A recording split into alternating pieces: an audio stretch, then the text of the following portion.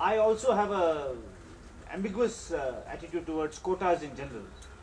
But the more evidence comes, the more I'm inclined, like Professor Shastri, to thinking that it could be salutary to have more women in politics, even if it is done through a quota system.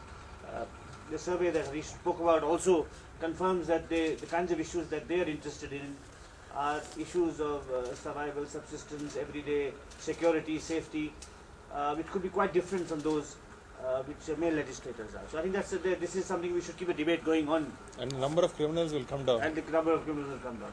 Yeah. Well, certainly murderers and assault and robbery and so on, which is basically most of the things that they are accused of, that will come down.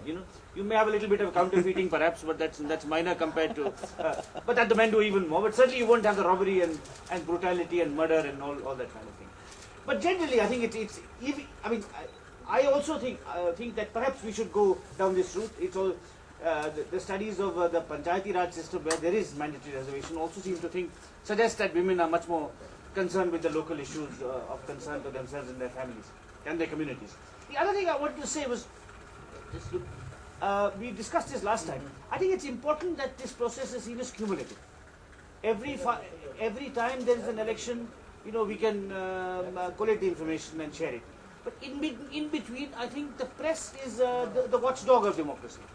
And it has to monitor on a day-to-day basis. For example, if you look at this, there's some interesting aspects. Last time, whether you recall the phase 1, which dealt a lot with southern Karnataka and Bangalore and so on.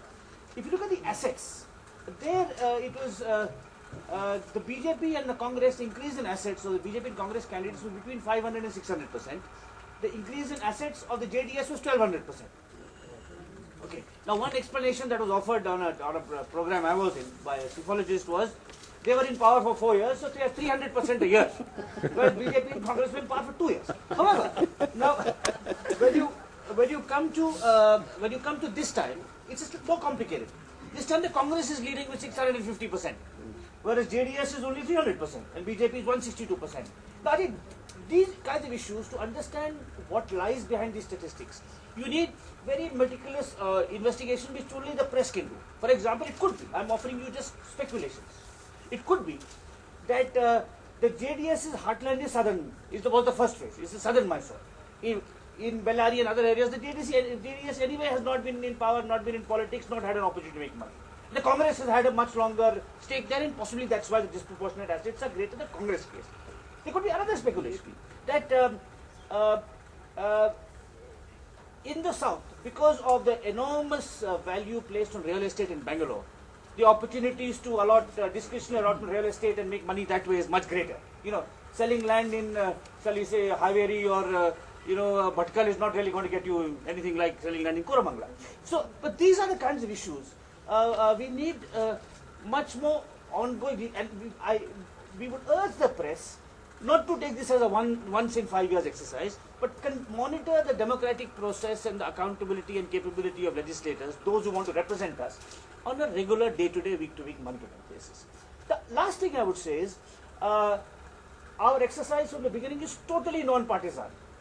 And the statistics are also mostly non-partisan. Everyone has so many criminals, everyone has so many people.